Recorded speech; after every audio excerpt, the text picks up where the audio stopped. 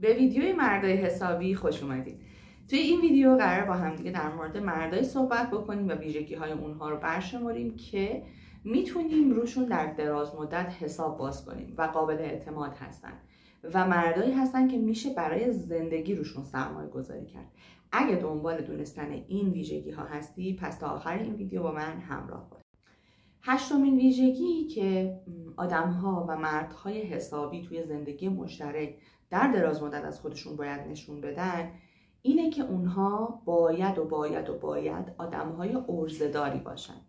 من خیلی آدم‌های مختلفی رو میتونم براتون مثال بزنم، کیس‌های مختلفی رو میتونم براتون بشمارم که آدم‌های خوبی هستن، یعنی ویژگی‌های مثبت، شخصیت‌های مثبت دارن، اما میبینیم در زندگی مشترک عرضه ندارن. یعنی بعد از 10 سال 20 سال وقتی به زندگی مشترکشون نگاه میکنیم میبینیم کاری انجام ندادن، جهشی در زندگیشون صورت نگرفت و اتفاق خاصی نیفتاد برای بهتر کردن زندگی خودشون و همسرشون و بچه هاشون. این آدم‌های بی عرضه هستن، آدمایی که تکیه به دیگران دارن. یه بخشش هم واقعا دست خودشون نیست. من فکر میکنم که بی عرضه یا با عرضه بودن یه آدم رابطه مستقیمی با سبک فرزندپروری مامان و باباش داره. بنابراین تو همین ویدیو همینجا این پرانتز رو باز میکنم که لطفاً آگاهانه بچه هامون رو تربیت بکنیم، هممون با هم دیگه. به دلیل اینکه همه ادعای عالم غیب بودن رو داریم ولی در عمل میبینیم بچه های سالم و بچه های قدرتمندی رو تربیت نمی کنیم.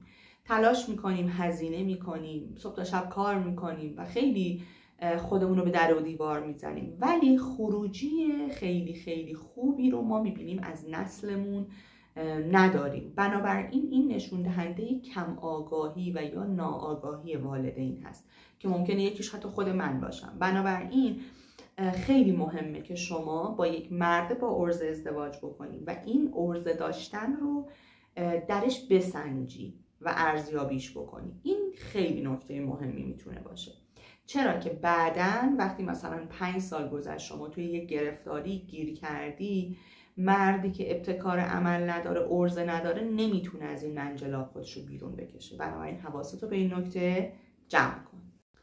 هفتمین ویژگی و شاید بدیهی ترین ویژگی که یک زن از یک مرد انتظار داره داشتن ویژگی وفاداری و خیانت نکردن هست.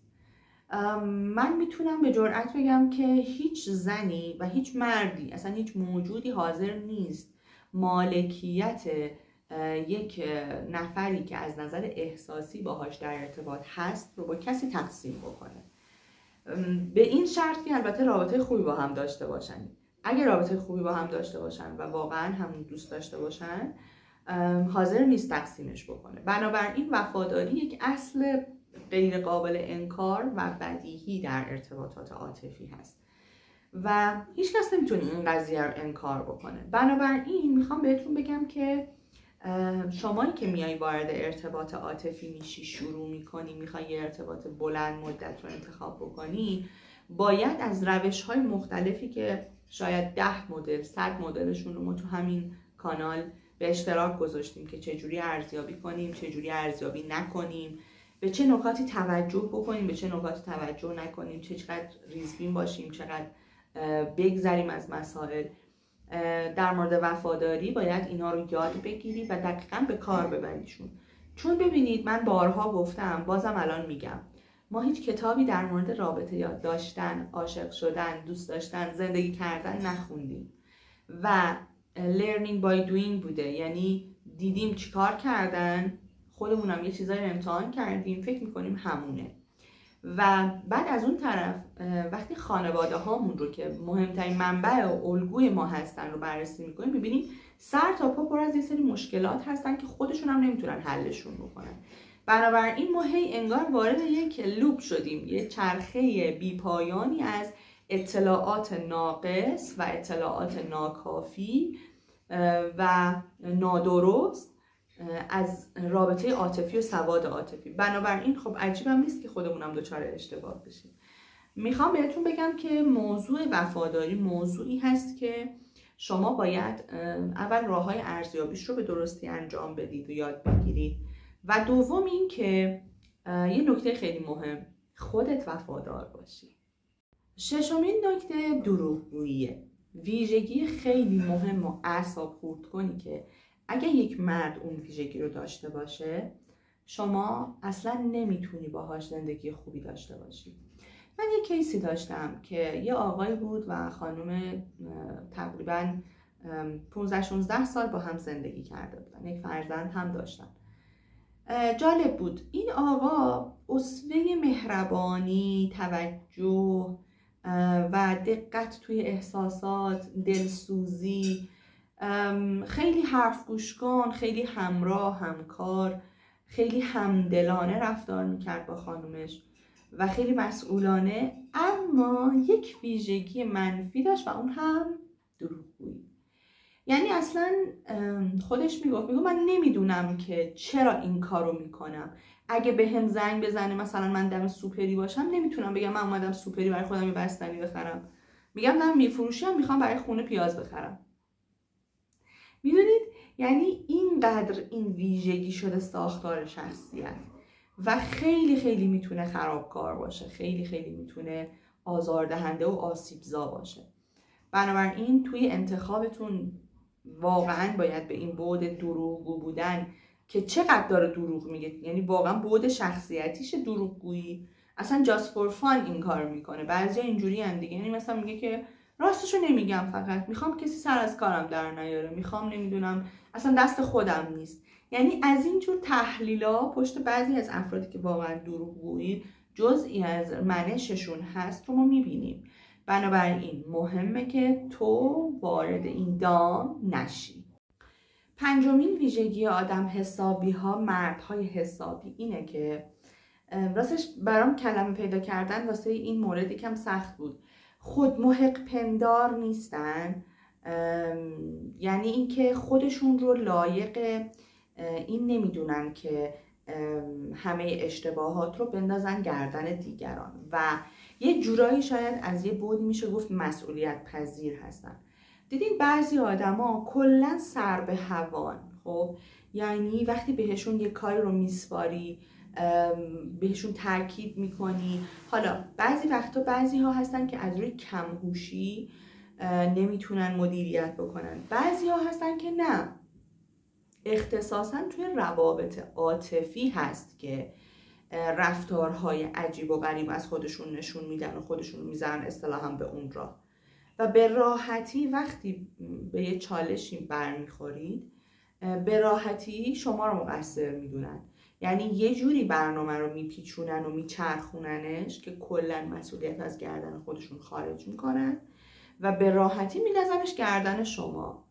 و اینجاست که اول خیلی هرس‌درار هست این شرایطه، دوم این که این آدم‌ها هرگز تغییر نمی‌کنن و سوم این که این آدم‌ها قراره که الگوی پدری یا مادری، حالا الان اینجا ما در مورد پدر شدن و مردها صحبت می‌کنیم، قرار الگوی پدری باشن و بچه‌ای رو تصور کنید که اشتباه می‌کنه ولی اشتباهش رو نمی‌پذیره. به همین راحتی میخوام بهتون بگم که مسئولیت پذیر بودن و خودت رو همیشه محور قرار ندادن در امور، حالا هرچی اینجا اختصاصاً مسائل عاطفی، به شما در رابطتون کمک میکنه که رابطتون همواره بدون حرص و بدون خصم و بدون خشم باقی بمونه.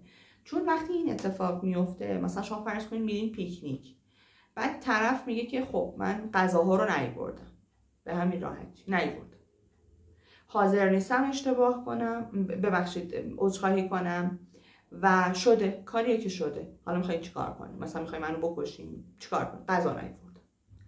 میدونید این یه مثال ساده هست ولی فکر کنید در بعد عاطفی و در بعد کلان در طول زندگی خیلی میتونه آزاردهنده باشه که لازمه بهش توجه کنیم. چهارمین مورد خیلی مورد جالبی که در دنیای امروز خیلی سر و کله‌اش بیشتر پیدا شده. ببینید ما در دنیای زندگی میکنیم که حقوق برابر داره تبلیغ میشه، داره در واقع یه جوری بولد و پررنگ میشه. از طرفی واقعا زنها مثل خانواده های قبلی، مثل پدر مادرهای ما دیگه نیستن و نیاز دارن که از طرف همسرشون، از طرف پارتنرشون هویت و استقلالشون به رسمیت شناخته بشه. مثلا نیاز دارن که هنوز با اینکه مادر شدن دوستای خودشون هم داشته باشن، ولی میبینیم در گذشته مهمونی دوستی برگزار میشد ولی میمدن خونه هم. امروزه نه، میخوان که با هم کمپ برن، خانوما میخوان که سفر کوتاه برن، میخوان که کافه برن و میخوان این هویت مورد پذیرش باشه از طرف همسرشون و پارتنرشون. و خیلی مهمه که شمایی که وارد یک ارتباط میشی، اون مرد اصلا پتانسیل پذیرش یه همچین مقوله و موضوعی رو داره یا نه. امروزی هست، مثلا 25 سال 30 سال 35 سالش هست، مال نسل امروز هست، ولی هنوزم فکر میکنه که وقتی زن ازدواج میکنه باید باشگاه نره، باید کمپ نره، باید کوه نره، باید ورزش نکنه، تو خونه باشه، در خدمت شوهر باشه و شوهر فقط میره کار میکنه و میاد خونه، همه چی آماده میذارن جلوش، بفرمایید. ببینید این ساختار فکری رو شما باید ارزیابی کنید که اگه اینجوری باشه نمیشه روی این آدم حساب کرد و باید اونو به عنوان یک زنگ خطر بدونیدش. مورد سوم خیلی به نظر من جالبه. یادتونه در گذشته اگه پسر بچه گریه میکرد فوراً بهش میگفتن که مرد که گریه نمیکنه اشکاتو پاک کن، مرد نباید گریه کنه. از یه جایی به بعد روانشناسا اومدن چوب اینو زدن به در واقع که نه، مردها هم باید گریه کنن، مردها هم باید احساس داشته باشن و شما باید یاد بگیری که وقتی میخوای مردی رو انتخاب بکنید، این مرد قدرت ابراز احساساتش، حتی گریه‌ش رو داشته باشه و جرأتش رو داشته باشه. یعنی از گذشته یاد گرفته باشه که مرد هم گریه میکنه، مرد هم ناراحت میشه، مرد هم قصه میخوره، مرد هم به روش میاره. میدونید این همون چیزیه که ما میگیم مردا نباید بشکنن، مردا نباید ضعیف باشن، در حالی که ابراز احساسات نشونه ضعف نیست، نشونه سلامت روانه. و آدم ها من فکر میکنم که دچار یک سری اشتباهات شدن که تصور میکنن اگر مردی بیاد بگه من دلم گرفته، حوصله‌ام سر رفته، ناراحتم، غمگینم، اینجورم اونجورم، یعنی ضعیفه. ولی ضعیف نیست، این آدم سلامت روان داره. آدم هایی که سلامت روان دارن به احساساتشون و هیجاناتشون آگاهی دارن، اونها رو ابراز میکنن، اسمشون رو میدونن. ببینید تا کجا، یعنی یه آدم هایی وجود دارن که حتی اسم احساساتشون رو نمیدونن، میدونن یه چیشون هست ولی نمیدونن چی، و این فاجعه است. لطفاً حواستون به این مردا باشه. در ادامه نکته قبل، دومین نکته اینه که مردی که انتخاب میکنی مردی باشه که قدرت اینو داشته باشه که بفهمه، تواناییشو داشته باشه که بفهمه چی تو رو خوشحال میکنه، چی تو رو ناراحت میکنه، کجا باید به داد تو برسه. خب ببین، من نمیخوام، ما دنبال یه پدر نمیگردیم، ما دنبال یک همسر میگردیم، پارتنر میگردیم. پارتنرها قرار نیست نقش پدری برای ما ایفا کنن و نذارن ما دستمون آخ بشه. پارتنرها، همسرها قراره از ما حمایت صحیح بکنن.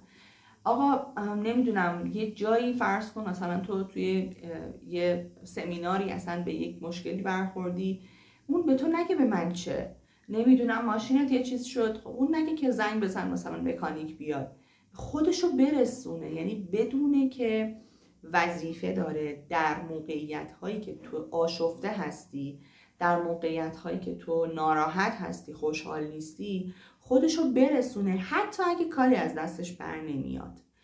و از سمت دیگه یک مردی که میشه روش حساب کرد تو رو با اشتباهاتت نمیسنجه و تو براش ارزش بیشتری داری از اون اشتباهه. من یه مثال ساده براتون میزنم از یک کیسی که واقعا واقعی بود و اینو برام تعریف کردن. خانم آقایی که داشت تعریف همسرشو در واقع میکرد، مراجعه داشتن و خانم داشت از محاسن آقا اینو میگفت که من همسرم اونقدری که به من توجه داره به چیز دیگه ای توجه نداره. فرض کن مثلا ما ماشینمون فلان مدل هست، فلان مقدار قیمتش بوده، تصادفی کردم و وقتی به همسرم گفتم اصلا نپرسید ماشین چی شد، اصلا نپرسید چه اتفاقی برای ماشین افتاده. اولین واکنش و ریاکشنش این بوده که من الان خودمو میرسونم بهت، تو حالت خوبه، مواظب خودت باش، بشین تا من بیام. ببین اینا میخواد چی رو به شما برسونه؟ در واقع به شما میرسونه که من حالا با توجه اتفاقا بی توجه به این که ما چقدر پولدار هستیم یا پولدار نیستیم، فارغ از همه این ابعادهای مهمی که ممکنه تو زندگی باشه، ولی ما درد و رنج طرفمون برامون مهمتر از هر چیزی باشه. یادتونه تو ویدیو قبلی اگر دیده باشید در مورد ستونهای عشق صحبت کردیم. اون خیرخواهیه که بود ستون آخر بود، دقیقا اینجا مصداق پیدا میکنه. یعنی اون عشق تراوش پیدا بکنه و حمایتگری بیچون و چرا داشته باشیم. چون گاهی وقتا هم هستش که ما یه سری شرط ها میذاریم برای عشقمون. من برات مثلا مغازه باز میکنم، ماشین میخرم، فلان میکنم، سفر میفرستم، تو هم باید برای من این کارو بکنی. این یعنی عشق با شرط و شروط. این یعنی عشقی که حاشیه داره، ولی حمایتگری بدون حاشیه است، بدون ولیه، بدون اماه و دنبال یه همچین مردی باید باشی. و مورد اول، خب رسیدیم به موردی که خیلی دوست دارم روش مانور بدم. پذیرش بی قید و شرط. اونجا عشق بی قید و شرط بود، اینجا پذیرش. یعنی ما قبول کنیم، من مرد قبول کنم که آقا این زن من، همسر من، پارتنر من هم یه چیزایی میفهمه، همین، به همین سادگی. بیاین یکم بازش کنیم. خیلی وقتا پیش میاد که آقایون دچار یک خود بزرگبینی میشن، خودمحوری میشن که تصور میکنن یه ابعادی از رابطه، یه ابعادی از یک موضوع رو میبینن که خانم نمیتونه بهش اشراف داشته باشه و اصلا درکی ازش نداره. فرض کن توی قضیه مالی، مثلا مرد ادعا میکنه که انجام این کار مالی خیلی میتونه بهشون کمک بده و زن وقتی مخالفت میکنه اولین واکنشش اینه که تو چی میفهمی از این چیزا؟ تو از بازار چی میدونی؟ تو از پول درآوردن چی میدونی؟ و مشابه این، یعنی موارد و حرفا و ریاکشنای مشابه این. ولی وقتی شما یک کوچولو دور و برتون رو نگاه کنید، اون خانواده هایی بسیار منسجم هستن، یعنی نمیشه گفت 100%، ولی شما میتونید نگاه کنید یه ارزیابی چشمی بکنید به اصطلاح. خانواده ای که از نظر مالی زن درش نقش زیاد داره و اون هوش مالی، سواد مالی زن مورد پذیرش هست، میبینیم که موفقیت های خوب به دست میارن و اتفاقی که میفته اینه که اون سواده به زن احساس قدرت میده، اعتماد به نفسش زیاد میشه و تشویق میشه و رفتارهای صحیح در انتخاب میکنه. یعنی این نوعی تشویق هست دیگه. شما یک حرکت درست رو انجام میدی، بعد تشویق میشی، بیشتر فکر میکنی، بیشتر بررسی میکنی. میخوام بهتون بگم که این که ما همسرمون رو، پارتنرمون رو از نظر مالی، از نظر سواد شناختی خب بپذیریمش، یکی از اون نکته هاییه که توی یک زندگی، توی یک رابطه قرار غوغا به پا بکنه. چطوری؟ اینطوری که اون زن احساس خود ارزشی پیدا میکنه، میگه آها ببین منو قبول داره، منو رو حساب باز میکنه و وقتی این اتفاق میفته احترامش بیشتر میشه به اون مرد، ابتکارش بیشتر میشه، خلاقیتش بیشتر میشه و واقعا هم ایده های خوبی به ذهن زنها میاد. نه فارغ از این که من خودم یک زن هستم، نه، واقعا بدون سوگیری میخوام بهتون بگم خیلی وقتا در واقع راه دادن زنها در انتخاب‌های مهم زندگی و حالا اینجا اختصاصاً زندگی مشترک خیلی میتونه راهگشا باشه و شاید اون نمیدونم شمشون باشه یا هر چیز دیگه‌ای، خیلی میتونه کمک دهنده باشه. بنابراین به زنها و سواد مالیشون، شعور مالیشون به نظرم باید بیشتر پرداخته بشه و اون رو بپذیرید. خب مرسی که تا اینجای ویدیو همراه من بودین. بیشتر از این صحبت نمی کنم. امیدوارم که این مطلبی که میخواستم بهتون برسونم و رسونده باشم. مراقب خودتون باشید تا ویدیوی آینده. خدا نگهدار.